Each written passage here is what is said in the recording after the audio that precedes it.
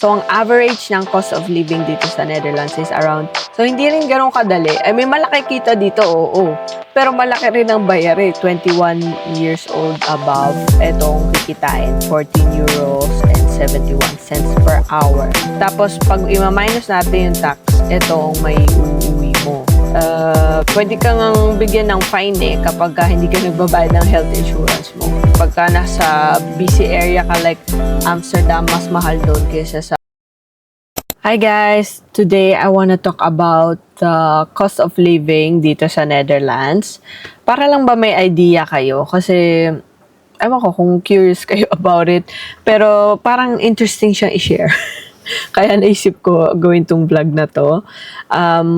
Gumawa lang ako ng ng parang mini PowerPoint para dito. Para hindi naman boring na puro kausap ko lang kayo like this.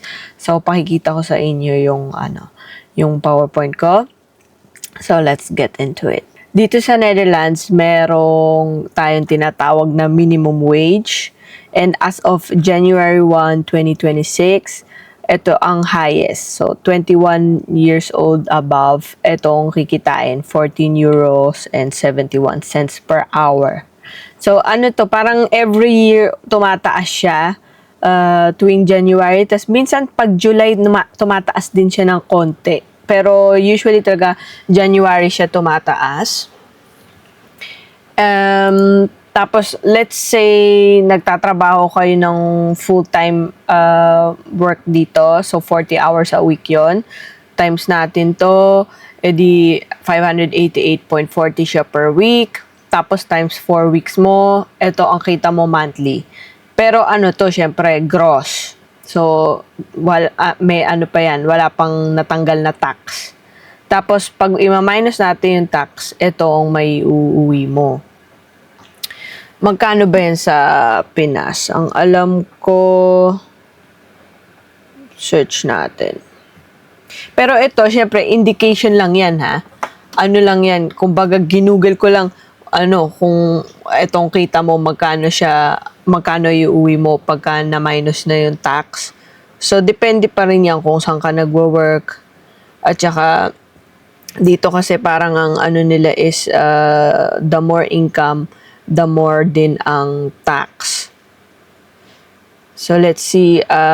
So, mga 150k pesos kung i-convert natin.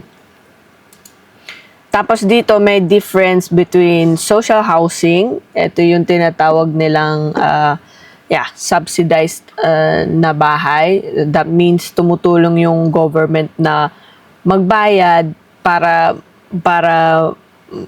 cheap, kumbaga.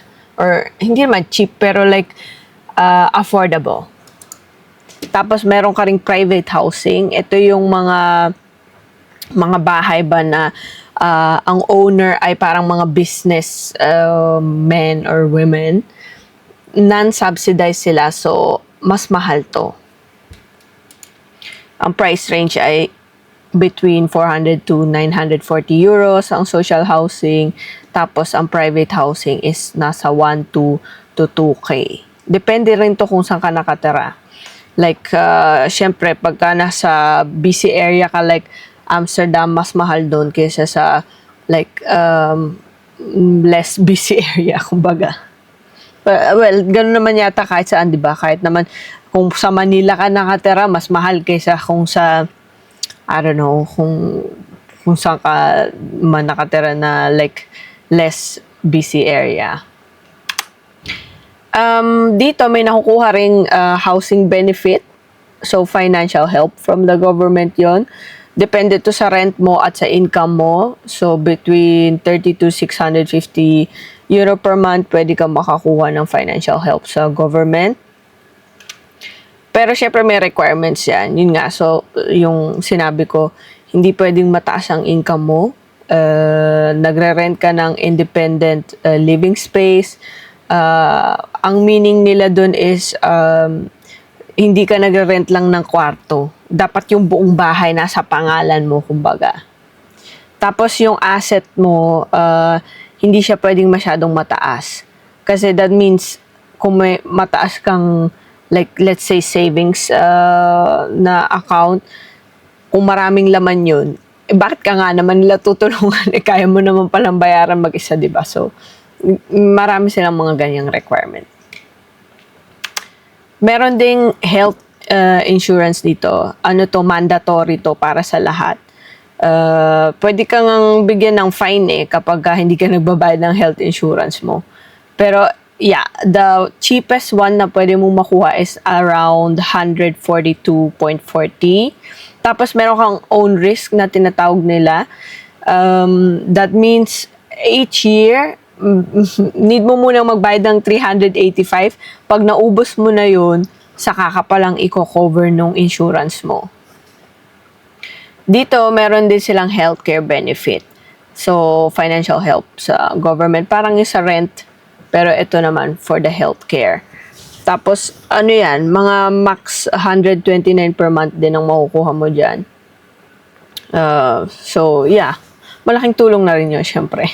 Pero like, yung sa housing benefit, same requirements. So, bawal mataas ang ipon, bawal mataas ang kita, and mga ganon. Ayun, pinakita ko lang sa inyo, like, may difference between social housing at saka private housing, at saka yung healthcare insurance is mandatory magbayad ka dito. Let's go naman sa cost of living. So, ang average ng cost of living dito sa Netherlands is around 3k euros. So, mga 200k siguro yun sa Pinas. Tapos, ang average kita ng, let's say, 2 people yon, ha? Yung 3k pang 2 tao yon na magkasama sa isang bahay. Ang kita din nila is around 4k per month. So, kumbaga, kung 3k ang kailangan mong bayaran sa bahay sa mga monthly bill mo, 1k na lang ang maitatabi mo.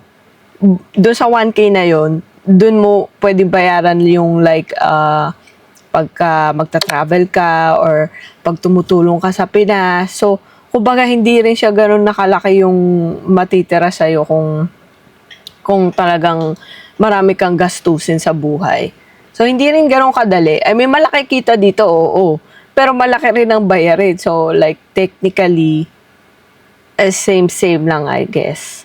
Very short lang tong video na to kasi ayun lang ang gusto ko i-share. So, hopefully may natutunan kayo kahit papano, and kung may mga tanong kayo, edi comment nyo lang dyan sa comment box, tapos try ko sagutin. Basta wag lang masyadong mga personal questions. At saka nga pala yung mga website na ginamit ko dito, kasi galing to sa official government website ba, i-share ko na lang yung link sa description box para pagka gusto nyo i-check out, pwede nyo gawin on your own time.